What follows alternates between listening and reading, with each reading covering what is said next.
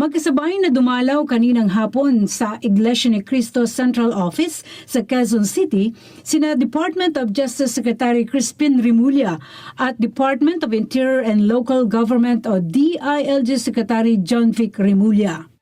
Malugod silang tinanggap ng Executive Minister ng Iglesia ni Cristo na si kapatid na Eduardo V. Manalo. Nagpasalamat din sila sa malaking naiaambag ng Iglesia ni Cristo sa ating lipunan. Kinilala ni DOJ Secretary Crispin Remulla ang ginagawang pagtuturo ng Iglesia ni Cristo sa mga miyembro nito ukol sa ikapagiging mabuting mamamayan, pagkakaroon ng maayos sa pamumuhay at pagiging masunurin sa pamahalaan. Ipinagpasalamat naman ni DILG Secretary John Vic Remulla ang malaking bahagi ng Iglesia ni Cristo sa pagtulong sa ating pamahalaan, lalo na sa mga nararanasan ngayong mga kalamidad.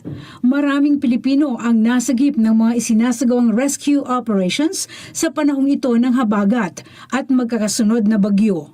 Tuloy-tuloy rin ang malawakang lingap sa mamamayan upang agarang mahatdan ng relief ang mga kababayan nating labis na nangangailangan. Mula sa Metro Manila hanggang sa mga lalawigan ay makikita ang pagkakaisa at pagmamalasakit ng mga kaanib nito na dumamay sa kapwa.